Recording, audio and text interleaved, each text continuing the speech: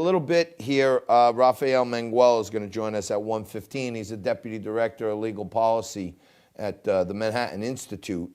And, Rafael has been joining us for a while talking about the craziness of these new bail reform laws that are letting people out of jail with out on bail with no cash up, which is very scary. And then we've talked to Manuel also about freeing people from jails. And right now, under the noise of corona, pandemic, social distancing, deaths, cases, testing, politicization, or under all that stuff, should we call it, you have progressive administrations across the country using this as an opportunity to let criminals out of jail. So you remember that scoundrel, that absolute dog, Michael Avenatti. He chose to take his 15 minutes of fame as the lawyer representing Stormy Daniels and went at the president from every angle, went after the president's sons, said, I'm going to show you this, I'm going to get you that, watch this. You're not going to believe what I'm going to do to the president. I'm going to, what's next? The left-wing media was running him every day, okay?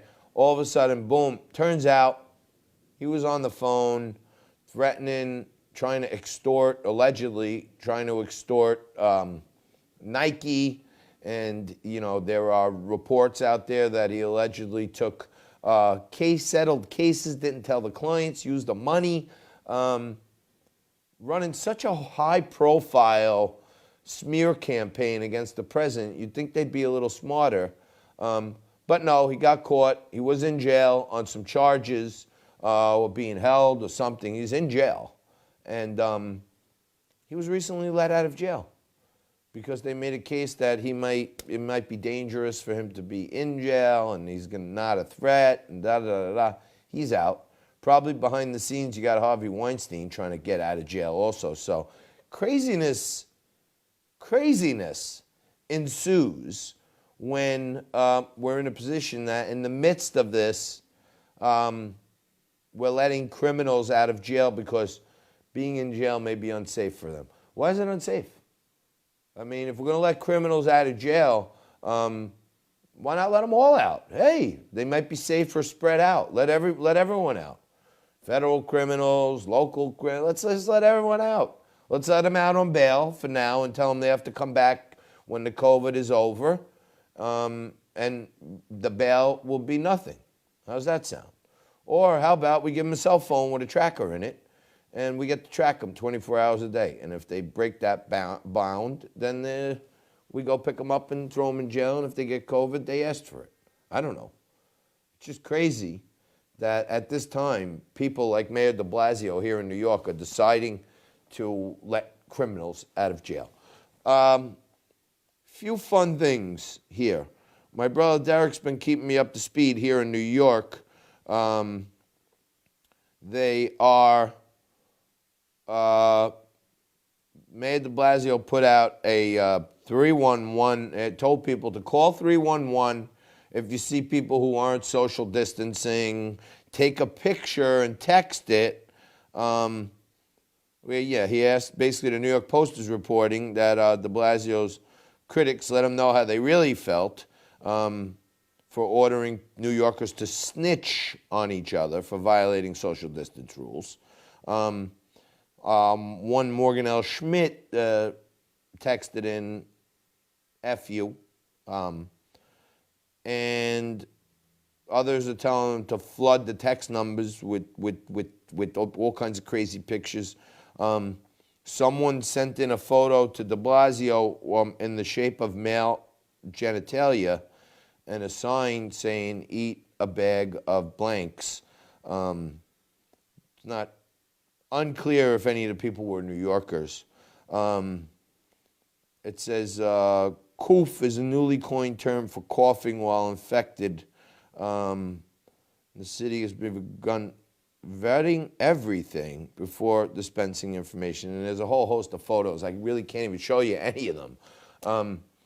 But I would encourage you, if you're here in New York, send a text to de Blasio about how you really feel about him in the midst of everything else, he's encouraging people to rat out others for making a decision that they may not be social distancing to the extent that you may like.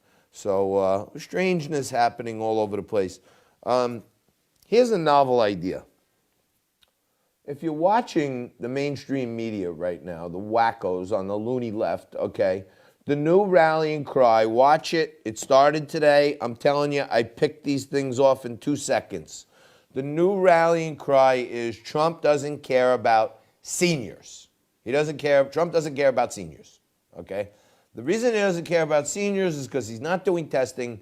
He knows that this disease attacks the elderly. He knows we've had a number of cases and outbreaks in nursing home facilities. And the new fake poll is that 49% of seniors are approving of Trump's dealings. So the majority of the seniors aren't. We've gone over this many times. First of all these polls that you see, 49, 51, 52, look down in the lower left-hand corner, and you'll see a thing that says margin of error, and it'll say plus/minus, 3.5, 2.5, 4.0, okay? So a majority at 49 statistically is a joke, okay? That's number one. Number two, all of these polls that are run by MSNBC, CNN, they're skewed to Democrats, and Democrats outnumber Republicans, so there's more than that. So if there was a fair model, it would probably be at 52, then with the plus minus is 55. But they keep going with the seniors. Did a little bit of homework today. I'm doing a little more as I can. I just thought of this today because I see this new rallying cry emerging right now. Trump hates seniors. Seniors, Trump's trying to kill you. That's what the left-wing media is going to start talking about every single day. Seniors, seniors, seniors, because guess what? Seniors vote, and they don't want seniors voting for Trump, and seniors aren't buying into this free everything stuff, so they want to, as they have, they want to poison the pool and make people believe that Trump doesn't care about seniors, that he, sources are telling them that conversations behind the scenes with the deputy lieutenant governor of Texas said, if a few seniors have to die, and others in the administration have echoed those sentiments. All bullshit. Okay? Listen to me when I'm telling you. If Trump doesn't do the travel ban, at the end of January from China, we got hundreds of thousands of people dead. Right now, we're just under 50. The initial estimates were 1 to 2 million. Then they went 100,000 to 200,000. Now they're at 50,000. So the mitigation efforts that Donald Trump, and if you cut through all the noise and just listen to the simple fact in the signal, hear this. Anthony Fauci, who many say, oh my God, he has to sit up there and listen to this president who has no scientific experience. He must be want to kill himself. No. Anthony Fauci, when questioned last week, said, we were talking about a lot of things for mitigation, and the first time Dr. Birx and I went to the president and recommended 15 days to slow the spread, stay home, social distance, he went with it. The president went with it, okay? So here he is. The guy, Fauci, says, the very first time we went to the president, he said, boom, let's do it. Then we went back to him and we said, Mr. President, 15 days is not enough. We need more. And again, the president went with it. So on 2 occasions, and only 2 occasions, the scientists, the doctors, went to the president and said, this is what we should do. And the president said, it is done. Say no more. So for all the crap you're hearing out there about the president, he delayed it,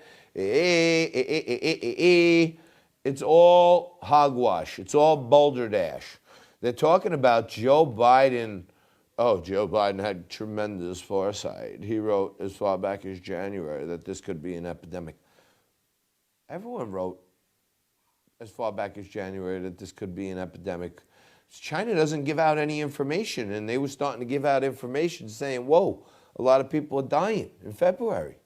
They were giving out numbers. So Joe Biden doesn't have any foresight. Joe Biden can't even remember what state he's in anymore. When they have him on TV, they have to have him on with his wife, Dr. Jill Biden. She's got to be there for as a handler to make sure he doesn't talking about cockroaches and the hair on his legs standing up and going down in the basement for a fight with a chain. The guy's losing it. And honestly, it's to me, I can't imagine, unless they try to make it a tag team match where they bring in somebody else to go on the campaign trail with him, like Obama or Michelle Obama or something, where he always has somebody helping him. But you can't have another person up there on the stage for the presidential debates. So do they put like a microchip in his ear and somebody's sitting home in the bunker like Obama? Okay, Joe, say this. Here we go, Joe. This is what we want you to say, Joe. You can't do it. So, I mentioned earlier in the week that on the weekend here, ESPN just played a whole day full of great fights. And one of the fights that they were showing was Mike Tyson versus Michael Spinks, knocked him out in 10 seconds. That could be Joe Biden in that fight. But the more important fight that reminded me of this battle that's shaping up between Donald Trump and Joe Biden, it reminded me of Mike Tyson-Larry Holmes fight. And if you remember, towards the end of his career, Larry Holmes, he was a respected champion. He was respectful of all the champions before him. He was a great fighter. You know what I mean? The Eastern Assassin. He was respectable. He ran a good business. He's one of the guys that didn't go broke as a boxer. There were a lot of things to look up to him as. And when Mike Tyson started emerging, I think he was 21. Larry Holmes was 38. Larry Holmes came back to fight Mike Tyson after he had just took the title from Spinks. And Larry Holmes, who was usually a move forward, slug it out, stick that jab in your face, come with a right hook. He was trying to run away from Tyson. He was trying to just hold him and hug him and everything else. And in the fourth round, Tyson just pummeled him to the point where he just collapsed over and he was just like, out cold. And for me, as a boxing fan who respected Larry Holmes, I loved Tyson's energy. But I remember when I was a kid then, it was a sad day to see Larry Holmes just toppled. And I think it's going to be a similar sad ending for Joe Biden because it doesn't look to me like he has the stamina to go toe-to-toe with Trump, where I don't know where Trump gets his energy from, to be quite honest with you. The guy is tweeting, not that I love all his tweets, but he's tweeting, at 5 in the morning, he's tweeting at 10 at night. He's all over it. And I don't know. I think they're doing Joe Biden a disservice, wheeling him out there as red meat for Trump to